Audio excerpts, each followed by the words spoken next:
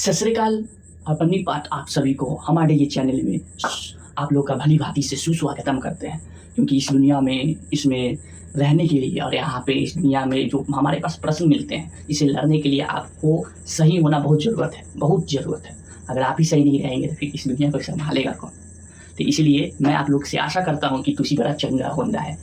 Okay, मैं रब से दुआ करदा आप लोगों का, हम लोगों का भली ये जो गणित की दुनिया है, इस गणित की दुनिया में हम लोग इस चीज़ को पढ़ रहे थे। ये जो आप लोग पीछे यहाँ पे देख रहे हैं, ये दो चर वाले रैखिक समीकरण थे, जिसमें इसके पहले वाले पाठ में इसके आर्टिकल के बारे में जाने थे। वो आर्टिकल जो कि हम लोग को ये पॉलिटी वाली होती है, वो आर्टिकल के बारे में नहीं जानना है। इसके अंदर ये आर्टिकल गणित का है। संविधान जो आर्टिकल जो लगाता है अनुच्छेद, वो अनुच्छेद वाली नहीं है। इसका अनुच्छेद कुछ और ही है। ये अलग दुनिया में ये जीता है। ये दुनिया में इसको समझने के लिए आपके पास कैपेबिलिटी होना चाहिए वैसा समझने के लिए, ठीक है। तो यहाँ पर इस आर्टिकल में हम लोग इस एग्जाम्पल को समझ रहे थे। ये एग्जाम्पल नंबर 18 और इसका एक और एग्जाम्पल समझे थे 17, ठीक है। तो ये हम लोग के आर्टिकल के अंदर इसको, ये जो आप देख रहे हैं, इसको बदल कर, किस में बदल कर, तो इसमें ऐसे बदल कर, कहा ये इधर गया, हाँ, इस तरीके से बदल कर, ऐसे बदल कर, उसके बाद इसको क्या करना रहता था, सॉल्यूशन करना पड़ता था। समझ में आया? बिल्कुल आया होगा। तो इसका कुछ उदाहरण दिए थे और इस उदाहरण में से एक ऐसा उदाहरण था जो कि इस पे बेस्ड था। किस पे बेस्ड था? इस पे, ये वाली चीज पे, ठीक है। तो 18 तक इसका उदाहरण किए थे। आज आप लोगों को इस टॉपिक में ये उदाहरण बताने के बाद जहां तक एक्सरसाइज में क्वेश्चन कर सकते हैं, आज वहां तक समाप्त करेंगे। ये बार परेशान करता है मुझे, और अभी इसी टाइम परेशान करता है और किसी टाइम परेशान नहीं करता है। क्या पता है इससे क्या दुश्मनी है, नहीं दुश्मनी है, पता नहीं। समझ में आ रहा है? तो इसकी आज आप लोगों को बताते हैं कि अगर इस प्रकार का अगर आएगा मेरे पास समस्या कोई लेकर, खासकर तो गणित में आएगा, तो इस समस्या को किस प्रकार से अच्छे से इसको हल कर देंगे। ना उसको प्रॉब्लम, ना मुझे प्रॉब्लम, ठीक है। तो आज की इस क्लास को स्टार्ट करें। आपकी आज्ञा हो तो करते हैं। तो बिना देर किए हुए, बिना विलंब किए हुए आज की क्लास को प्रारंभ करते हैं। श्री गणेशाय नमः। Let's go.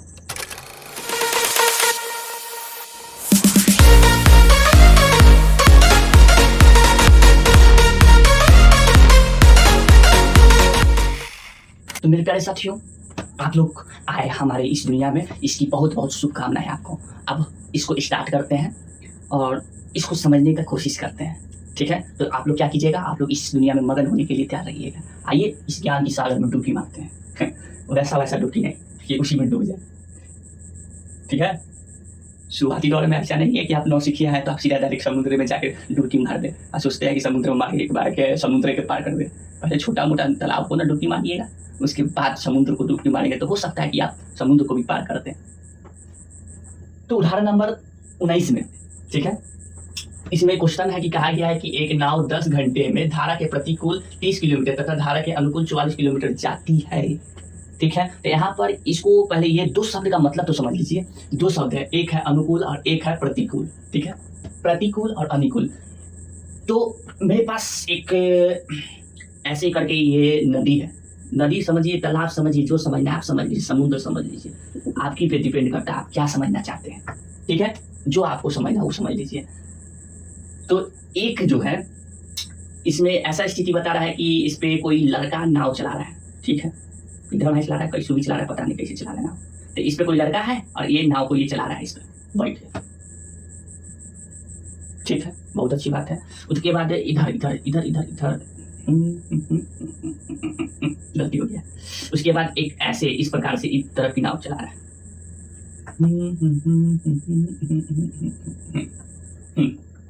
समझिए, दो वर्ड है ना यहाँ पे, एक प्रतिकूल और एक अनुकूल, ठीक है, ठीक है। तो ये इस चीज को अनुकूल लिख रहे हैं। अनुकूल कैसे लिखा हुआ है, इधर में लिखा हुआ है अनुकूल, और इस चीज को प्रतिकूल लिख रहे हैं। कहा गया ऐसे लिखा हुआ है प्रतिकूल, प्रतिकूल, ओके ओके। अब समझिए, अनुकूल का मतलब होता है क्या कि आप कोई, थोड़ा देर के लिए दूसरा उदाहरण बताते हैं कि आप कोई काम कर रहे हैं, ठीक है। उस काम करने में आपको कोई सपोर्टिंग दे दिया। सपोर्टिंग करने का मतलब आप कह रहे हैं कि मुझे ये करना है, पापा पापा ये काम करना है। तो आपके पापा जी, पिताश्री बोले कि हाँ बेटा करो, मेरे पीछे तुम्हारा सपोर्टिंग है, हाथ रखे हुए हैं आपके पीछे, तर्कहीन कहने का मतलब कि आपको पूरा फुल सपोर्ट कर रहे हैं वो काम करने के लिए, तो आप और प्रेरित होंगे उस काम करने के लिए। तो वो आपको जो सपोर्टिंग दे रहे हैं वो आपके क्या चीज़ है, अनुकूल है। वो अनुकूल कहने का मतलब वो आपको सपोर्टिंग में है।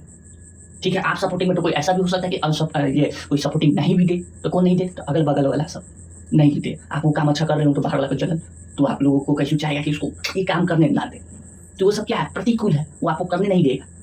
ठीक है, वो सब सपोर्टिंग नहीं कर रहा है, वो सब क्या कर रहा है, और नीचे करने की कोशिश कर रहा है, तो ये मेरे लिए वो प्रतिकूल होगा।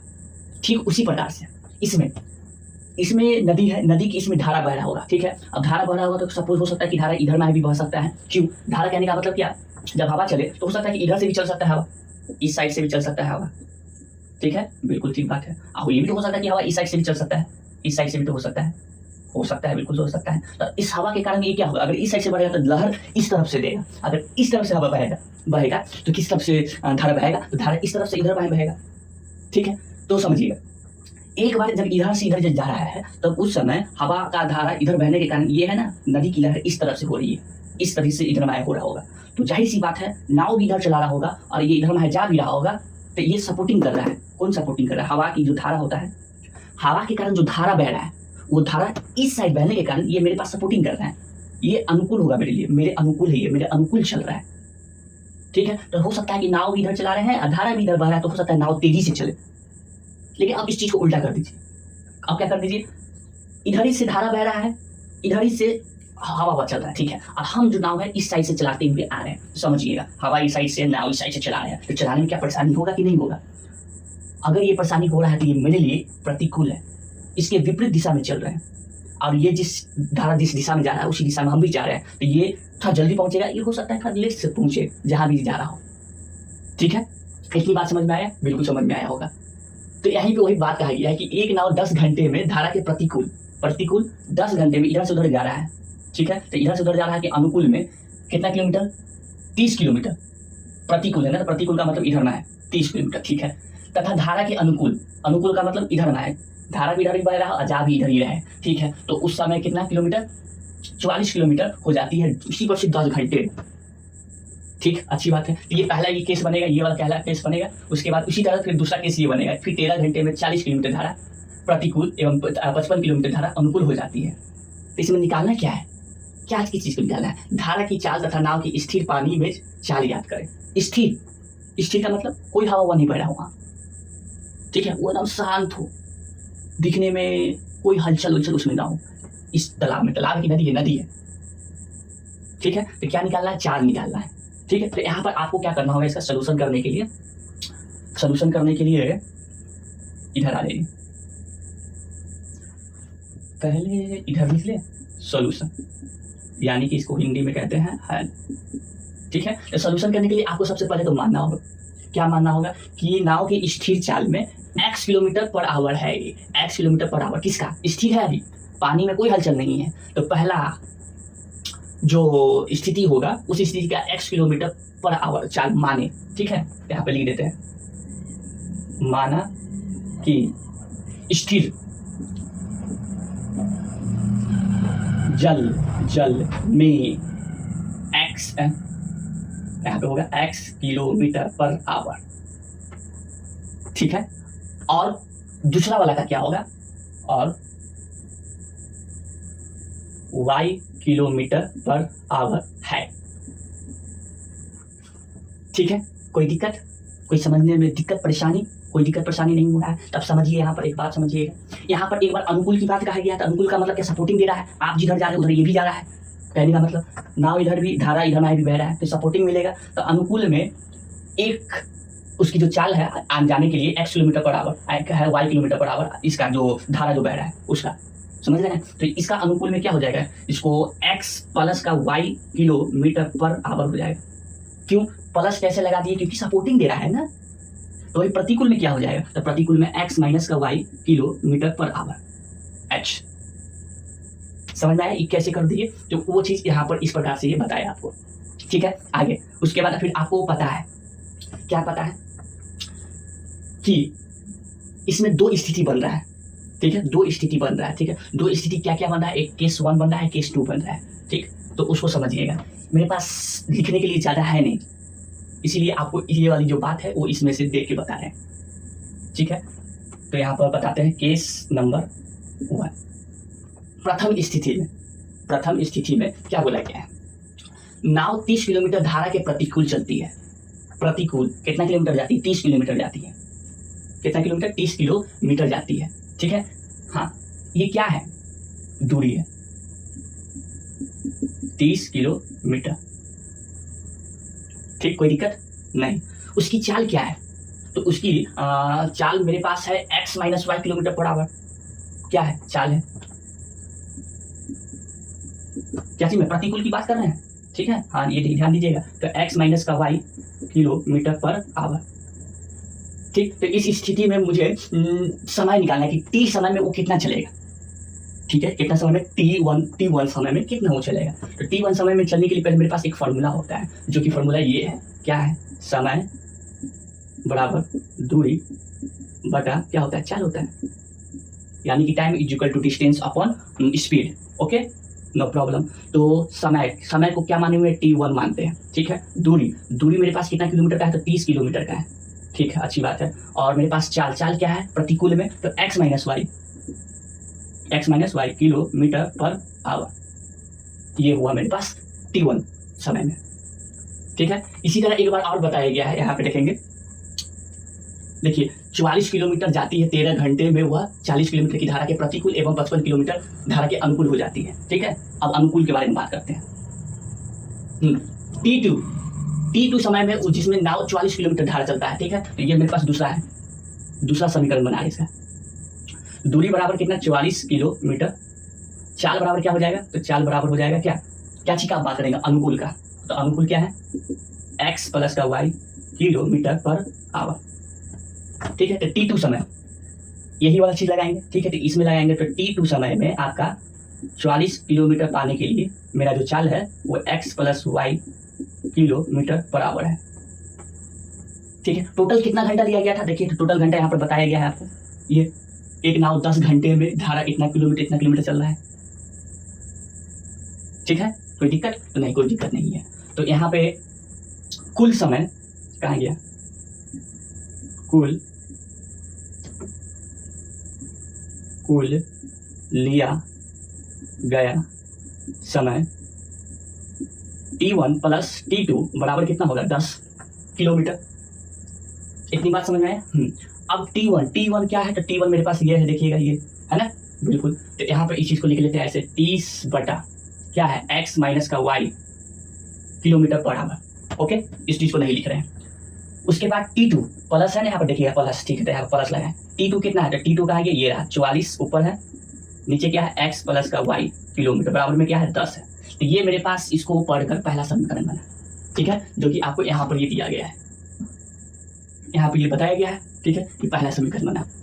देखिए तो मेरे पास अब थोड़ा जगह कम बच रहा है, इसलिए अब इसको इधर मिटा रहे हैं, ये चीज को मिटा रहे हैं।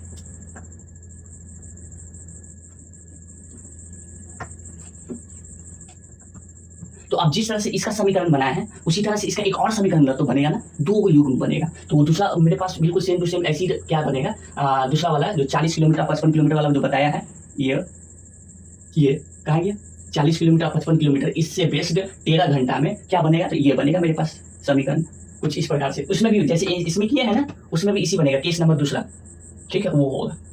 तो उसको डायरेक्ट यहाँ पे लिख देते हैं कुछ इस तरीके से, 40 x माइनस का y प्लस 55 किलोमीटर में प्रतिकूल में क्या होगा, x प्लस वाई, टोटल कितना घंटा, 13 घंटा। कोई दिक्कत नहीं, ये मेरे पास हुआ क्या, दूसरा समीकरण, ठीक है, कोई दिक्कत नहीं। अब इसमें क्या करना है कि इसको सॉल्यूशन कर देंगे, स्टेप नंबर 1, ठीक है।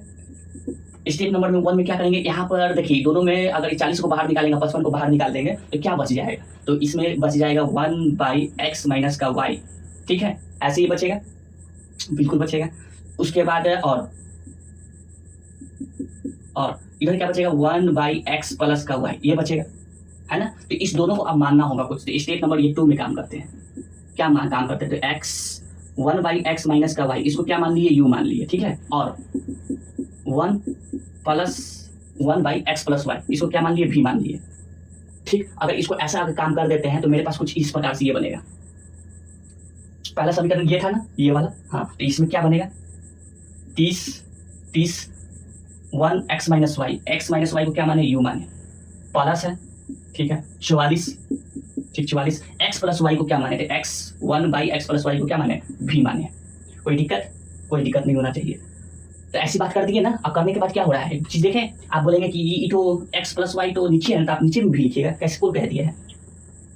असल में इस 44 को बाहर निकालेंगे तो असल में ऐसे होगा ना, 1/x प्लस का y ऐसे होगा। तो इस जगह को तो कुछ माने हुए, इसको तो माने हुए v, तो यहाँ पर क्या लिखेंगे, v इज इक्वल टू, उधर क्या है 10 है, ये हुआ। इसी तरह अब दूसरा इस वाले समीकरण को करेंगे, ठीक है। तो 40 u, फिर बीच में क्या होगा, बीच में प्लस था क्या, जी प्लस था, हाँ प्लस हो गया 55, इसको क्या माने हुए हैं, भी माने हुए हैं, बराबर में 13, ये दूसरा समीकरण, ठीक है। कोई दिक्कत नहीं। अब इसको हल करने के लिए मेरे पास 4 मेथड है, जिसमें से एक मेथड को पहला वाला मेथड हटा दीजिए, दूसरा वाला है सब्स्टिट्यूशन, फिर तीसरा वाला आपका है एलिमिनेशन, चौथा में आपका ये क्रॉस मल्टीप्लिकेशन। कौन लगाना आपको बेहतर समझते हैं, तो जो आप बेहतर समझते हैं उसको उस तरीके से इसको बना लेना है, काफ़ी इजी में बन जाएगा वो, है ना। कोई दिक्कत, कोई समस्या नहीं। तो मेरे लिए कौन सी बेहतर है, कौन सी बेहतर होगा, ठीक है। तो मेरे लिए इसमें ऐसे कौन सा यूज किया है, तो इसमें देखते हैं। अच्छा, इसमें ये CM मेथड यूज किए हुए, देखिए आपने इसमें CM मेथड यूज किए हुए, ये लगता है इसके लिए इजी होगा, ठीक है। मेरा क्या करते हैं, दूसरा वाला ले लेते हैं। मेरे पास ये विलोपन विधि जो होता है, दोनों में से एक को विलुप्त करने वाला, वो करते हैं, लेते हैं। तो उसके लिए क्या करना पड़ता है, उसके लिए तो कोई ए को बराबर करना होगा, ठीक है। तो मेरा मन कर रहा है इसको बराबर करने के लिए, तो इसको गुना करते हैं 4 से, क्योंकि इसके बगल में 40 है, ठीक है, ठीक। इसके बगल में क्या 30 है, तो 30 से गुना नहीं करना है, 3 से गुना करना है, ठीक है। तो क्या होगा, ये मेरे लिए फर्स्ट समीकरण था, ये मेरे लिए दूसरा समीकरण था। इसके लिए क्या होगा, तो इसको इससे गुना करेंगे तो 120u प्लस का 120u प्लस का ये हुआ, फिर ये कितना है, 4 को 16, 4 को 16, 1 17 भी, ठीक है, बराबर में कितना 40, ठीक। पहला दूसरा नहीं होगा, ये मेरे लिए तीसरा होगा समीकरण, और ये होगा क्या, चौथा होगा। यही चीज ये 5वां समीकरण हो गया। अब इसको करते हैं, इसको करने पर कितना होगा, 120u प्लस का 5 3 15, 5 3 15, 1 16 भी, बराबर में 13 26 दे दिया 39, ये 39 हो गया। ये हुआ मेरे लिए छठा समीकरण। अभी दोनों को क्या कर देना है, घटा देना है, घटा देना है। पहला वाला क्या हो जाएगा, खत्म, ठीक है, पहला वाला खत्म हो गया। अब आगे क्या, तो 6 में से 5 गया तो 1, 7 में से 6 गया तो 1 बच गया, 11 भी। इधर क्या बच रहा है, 1 बच रहा है, भी यहाँ से अगर निकालेंगे तो भी निकालेंगे तो इधर 1 और नीचे कितना 11, ये भी निकलेगा, भी का मान निकला, ठीक है, अच्छी बात है, ठीक है। तो ये भी का मान निकल गया। अब फिर से हम कुछ मिटाना होगा, इधर वाली जो चीज़ है इसको फिर मिटाना होगा, तो इसलिए आप इसको क्या कर ले, समझ लीजिए, नहीं तो इसको स्क्रीनशॉट ले ले, आप इसको मिटा रहे हैं, थोड़ा देर ले लीजिए, स्क्रीनशॉट ले लीजिए, ले लिए आगे।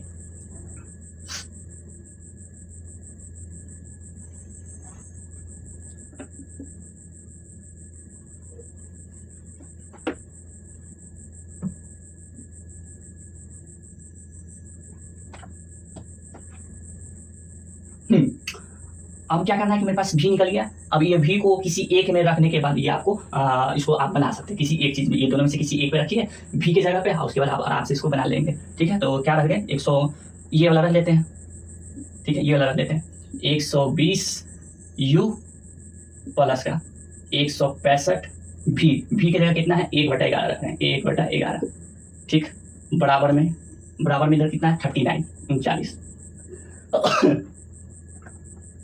आगे 120u प्लस का ऊपर में करेंगे तो 165, नीचे कितना है 11 हो जाएगा, इधर कितना 39, इसका एलसीएम ले लेंगे तो 11 इधर हो जाएगा, ठीक है। अब 11 इधर हो जाएगा तो इसको एक ही पारा में 11 को फिर 12 से गुना करेंगे तो कितना हो जाएगा, 11 और 12 से, तो इधर हो जाएगा 2, ठीक है, 1 1 2 2 2 2 2 2 1 3, इसको ऐसे कर लेते हैं ना, 2 3 1 2 2 1 3 1 132, तो 132 ये हुआ, ठीक है। इसमें एक जीरो भी है तो इस जीरो पे यहाँ पे लगा दिए, समझ रहे हैं, ठीक। अब के बीच में क्या प्लस 11 के पारा में 1 मार देते, यहाँ पे कितना हो जाएगा 165, इधर कितना 39, ठीक है, अच्छी बात है, इसको मिटाइए। अब ये उधर जाएगा, ये 13 20 यू प्लस 165 39 को गुना किए 11 से तो कितना हो जाएगा, 11 को 39 से 9 9 3 9 3 कितना हो जाएगा 12, ठीक है।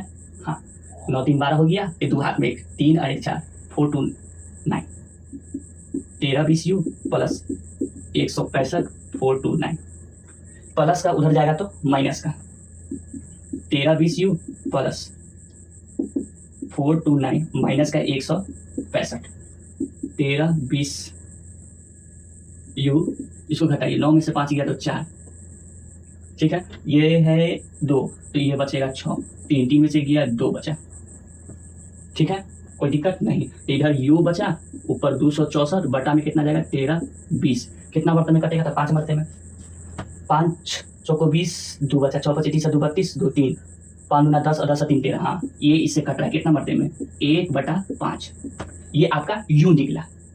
देखिएगा समय तो लग रहा है, इतना देर कहीं समय लगता है बताने में, तो समय इसलिए लग रहा है क्योंकि थोड़ा डिटेल में बता रहे हैं। यही कारण था कि अगर उस वाले पार्ट में, अगर वो इसके पहले वाले पार्ट में अगर बता देते तो कितना लंबा चला जाता। यही आपको लगता है कि 20 से 25 मिनट चला गया बताते बताते। समय ले रहे हैं बताने में, लेकिन समय ऐसा ले रहे हैं कि आपको एक ही बार में पूरा समझ में आ जाए कि किस तरीके से इसको बना रहे हैं। अब क्या है कि आपके पास भी निकल गया और यू भी निकल गया, 1/5 और भी आपका 1/11 निकला। क्या यही इसमें निकला है, एक बार देख लेते हैं।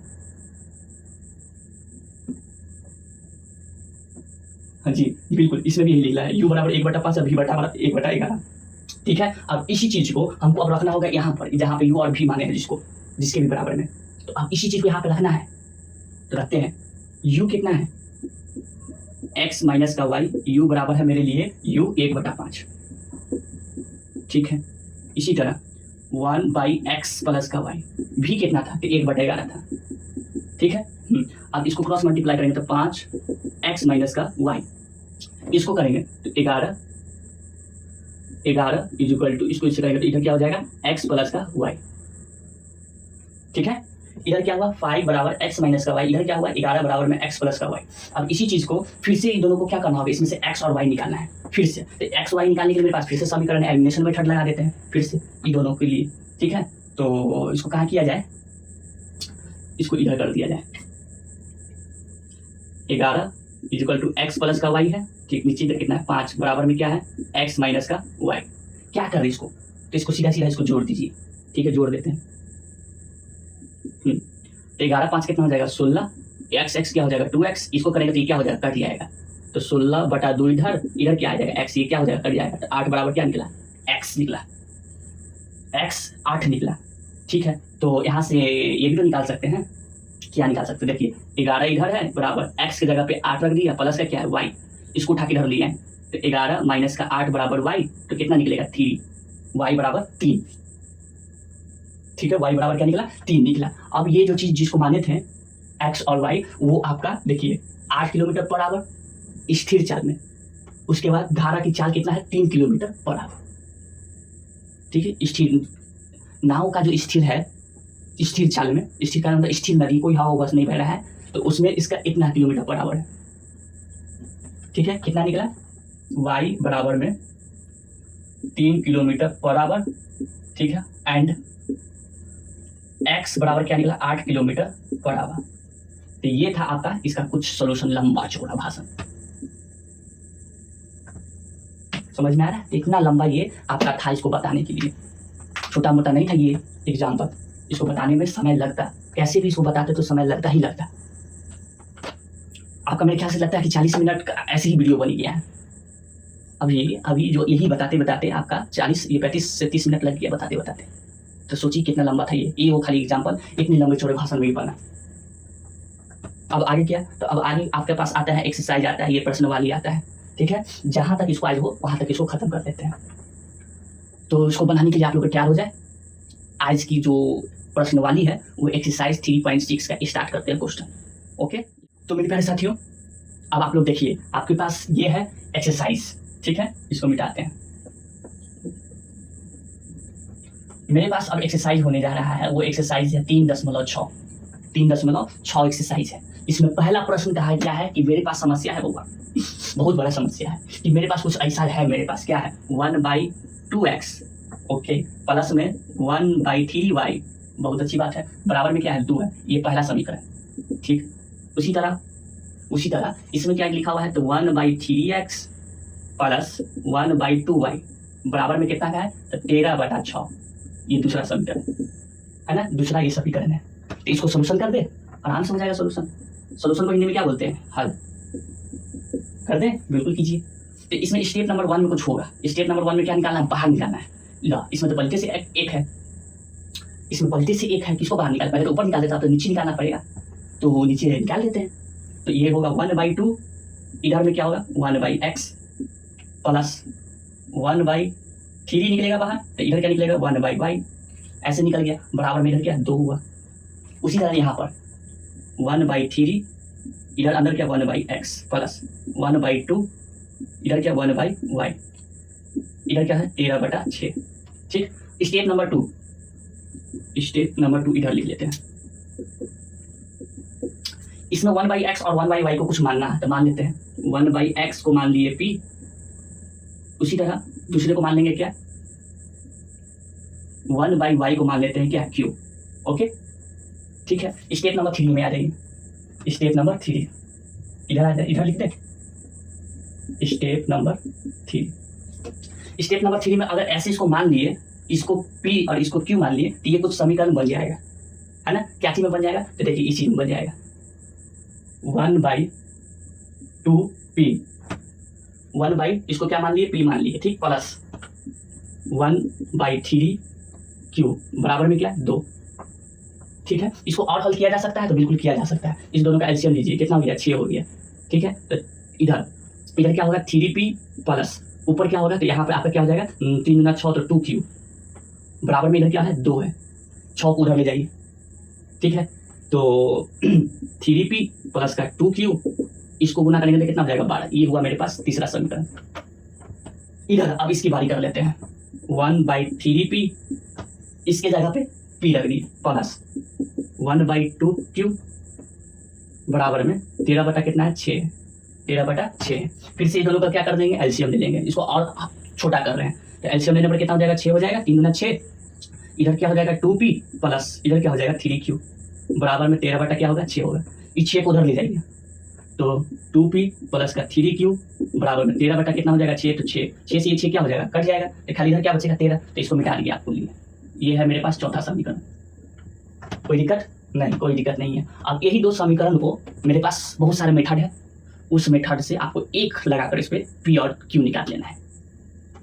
ठीक है, तो p और q निकालना है, तो ये निकालने के लिए क्या करते हैं, इसको ऐसे कर लेते हैं। ठीक है, इधर क्या है 3p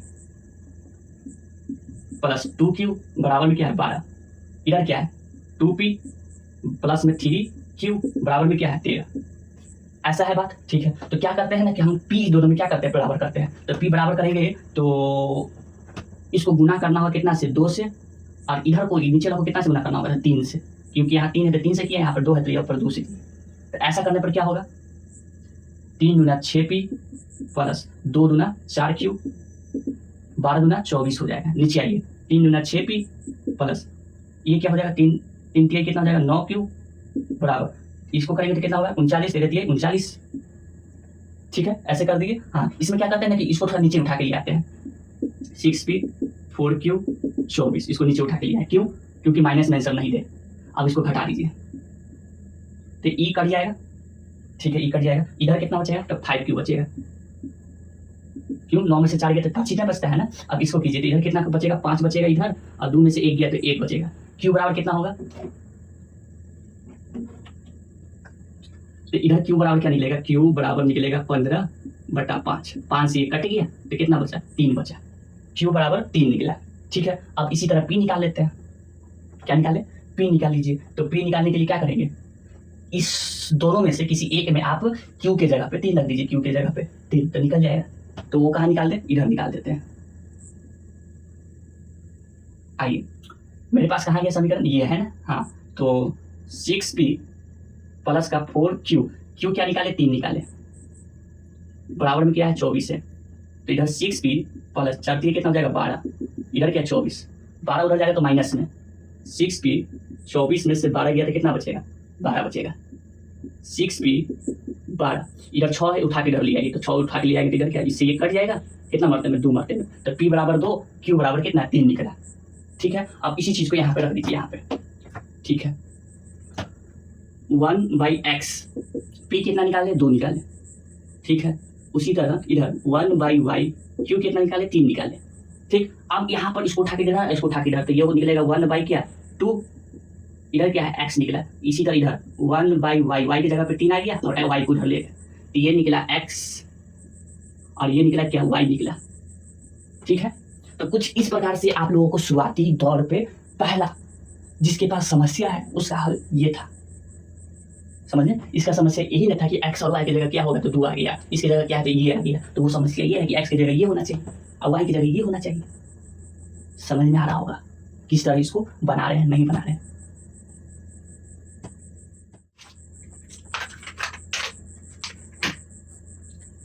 तो मेरे प्यारे साथियों, आज के लिए बस इतना ही पे समाप्त करते हैं।